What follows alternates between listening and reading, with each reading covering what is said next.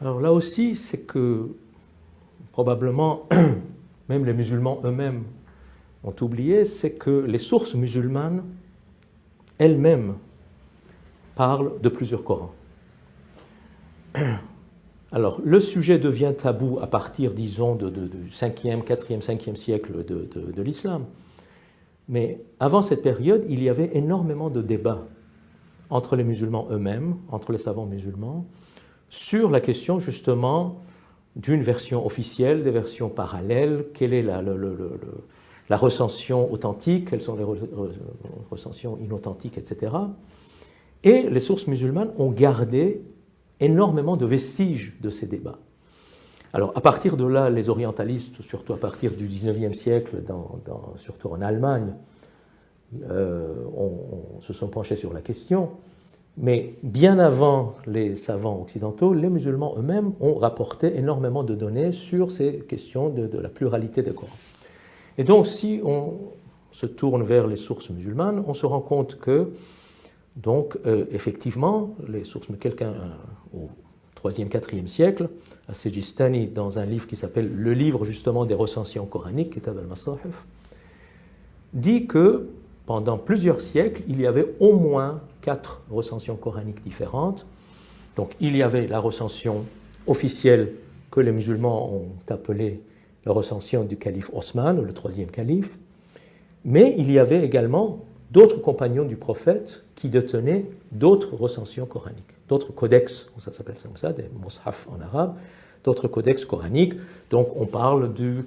compagnon Abdullah ibn Mas'ud, on parle du compagnon Ubay ibn Ka'b, on parle du compagnon Abu Musa al-Ash'ari, et on parle bien sûr du compagnon Ali, qui était également le gendre du prophète, et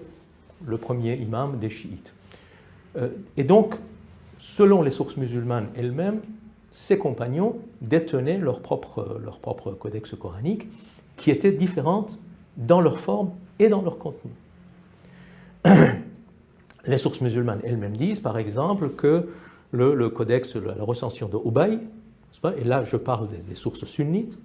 la recension de Ubay contenait 2 sourates, je ne parle pas de versets, 2 sourates entières, ce sont des sourates courtes mais quand même des sourates, surat al-Haft et surat al-Khal', donc 2 sourates que contenait la recension de Ubay, mais qu'on ne trouve pas dans la recension officielle. Dans le sens contraire, dans le sens inverse, la recension de Abdullah ibn Mas'ud, autre compagnon du prophète extrêmement respecté par les sunnites,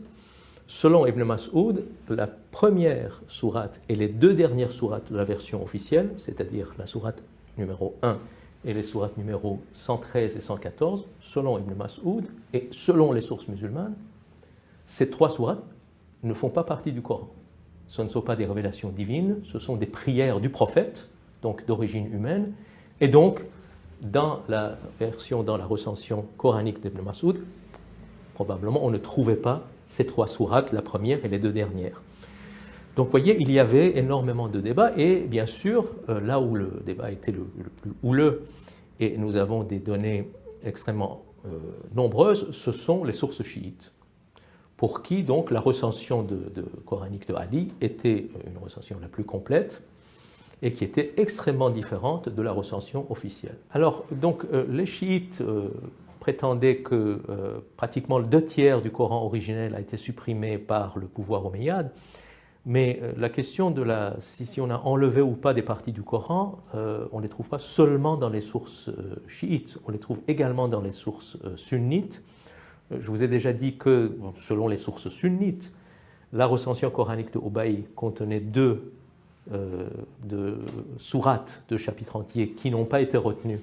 dans la version officielle, mais il y a une discussion entre le fils de Omar, Abdullah ibn Omar, donc le fils du 2e calife, et le 3e calife, qui est présenté comme étant celui qui a mis sur pied la version officielle,